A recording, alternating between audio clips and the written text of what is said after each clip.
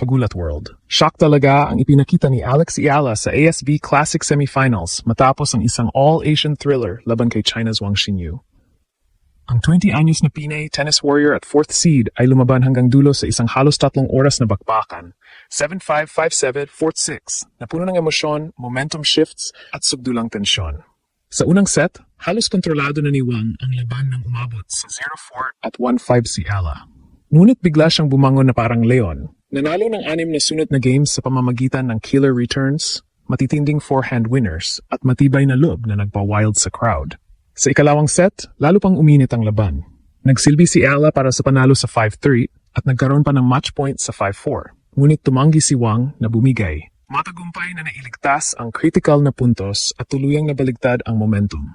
Pagsapit ng ikatlong set, mabilis na nakalamang si Wang ng 3-0, habang si Eala ay napilitang mag-medical timeout dahil sa iniindang hip injury. Kitang-kita ang luha at sakit. Gayunpaman, pinili pa rin niyang ipagpatuloy ang laban, lumalaban sa bawat rally hanggang sa huling punto. Sumabog ang reaksyon ng mga fans online at sa arena. May kaba sa bawat momentum swing, paghanga sa mahabang rally, at panghihinayang sa mga muntik ng pagkakataon. Ngunit higit sa lahat ay tuwa at respeto sa ipinakitang tapang ni Eala. Ang laban ay naging salamin ng mas malalim na kwento, mula sa mga hirap ng 2025 na puno ng injury at pressure hanggang sa eksplosibong 2026 Auckland run na may mga comeback kontra Vekic at Lynette. Ang missed match point, injury at pagod sa dulo ay masakit, ngunit malinaw na ipinakita ang kanyang maturity. Mabilis na adjustments, at no-quit spirit na nagpapatunay na handa siya sa malalaking entablado. Sa pandigdigang eksena, mabilis na kumalat ang pinuri ng WTA at international media ang gutsy at entertaining clash, habang umusad si Wang sa kanyang ikalawang career final laban kay Svitolina. Para kay Eala, ito ang kanyang ikalimang career semifinal at isang malaking hakbang patungo sa Australian Open main draw debut. Nagbibigay inspirasyon sa mga batang atleta sa buong mundo at muling inilalagay ang Philippine tennis sa mas malaking mapa. Para sa mga Pilipino, buhos ang pagmamalaki. Isang patunay na ang home ay nasa taong sumusuporta, hindi sa lugar. At habang papalapit ang Australian Open, malinaw ang tanong, ano pa ang susunod na gulat na ihahatid ni Alex Eala? Laban, Pilipinas. Boom! Naghatid ang Auckland ng isang tunay na all-Asian showdown matapos ibigay ni Alex Eala ang isang buhay na laban na performance kontra kay China's Wang Xinyu sa ASB Classic Semifinals. Ang 20-anyos na Pinay tennis fighter at 4th seed ay lumaban ng halos 3 oras sa pinakamahabang laban ng torneo. Nagtapos sa 7-5, 5-7, 4-6 na dikit at matinding. Sa unang set, halos kontrolado na ni Wang ang laro ng makalamang ng 4-0 at 5-1. Ngunit biglang bumangon si Eala at nagpakawala ng 6 na sunod na games sa likod ng killer returns, matitinding forehand winners, at matibay na determinasyong nagpabaliw sa crowd. Sa ikalawang set, mas lalo pang uminit ang laban. Nakabuo si Eala ng 5-3 na kalamangan at nagsilbi para sa panalo, nagkaroon pa ng match point sa 5-4, ngunit matagumpay na niligtas yon ni Wang at tuluyang nabaligtad ang momentum. Pagsapit ng ikatlong set, mabilis na umarangkada si Wang sa 3-0 na bentahe, habang si Eala ay napilitang humingi ng medical timeout dahil sa iniindang lower back spasms. Kitang-kita ang emosyon at luha, ngunit pinili pa rin niyang lumaban hanggang sa huling rally, ipinapakita ang tunay na tapang at grit. Electric ang atmosfera sa kabila ng maaraw na araw, habang pinuno ng malalakas na hiyawan at watawat ng Pilipinas ang mga upuan, ginagawang parang laban ng buong bansa ang bawat online, halos hindi huminga ang fans sa sobrang kaba sa bawat momentum swing at mahabang rally. May panghihinayang sa mga muntik na pagkakataon, lalo na ang match point, ngunit nangingibabaw ang paghanga sa ipinakitang puso at walang sukang laban ni Eala sa gitna ng sakit at pressure. Mas malim pa rito ang kwento ng kanyang run.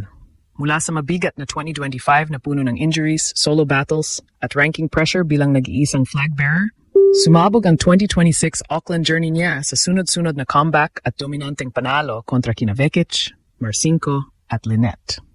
Ang mga early deficits, missed match point at back injury sa deciding set ay masakit. Ngunit malinaw na patunay ng kanyang maturity, composure under fire, at kahandaang gawing gasolina ang close calls para sa mas malalaking pangarap.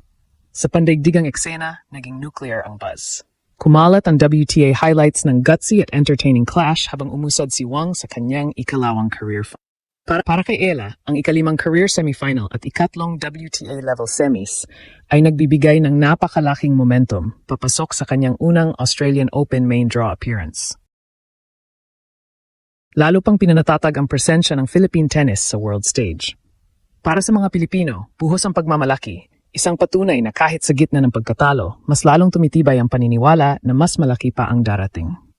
Patuloy ang ingay sa tennis world matapos ang All-Asian thriller na ito na itinuring bilang pinakamahabang laban ng torneo sa loob ng 2 oras at 47 minuto. Tinawag ng international media ang semifinal bilang isang crazy at gutsy clash na puno ng matitinding momentum swings, mahabang rallies, at fearless play mula sa parehong panig. Sa panalo, umusad si Wang Xinyu sa ikalawang WTA final ng kanyang karera at nakataktang harapin sina Svitolina o Jovic, habang hayagan niyang pinuri si Alex Ala bilang isang tunay na fighter na lumaban kahit may iniindang injury, na natiling composed, at patuloy na nagbigay ng hamon hanggang sa huling set. Para kay Ala, ang Auckland run ay kanyang ikalimang career semifinal at ikatlo sa antas ng WTA, isang napakalaking tulak ng momentum papasok sa kanyang unang Australian Open main draw appearance. Ang ipinakita niyang youth power, kakayahang bumangon sa mahihirap na sitwasyon at matinding resilience ay nagbibigay inspirasyon sa mga batang atleta sa buong mundo. At lalo pang naglalagay sa Philippine tennis sa mas maliwanag na spotlight. Maging ang international fans ay nahumaling sa drama ng laban, humanga sa kalidad ng laro, at kinilala na ang mga ganitong dikit na pagkatalo ang humuhubog sa mga magiging alamat. Para sa Pilipinas, nananatiling nangingibabaw ang Pinoy pride.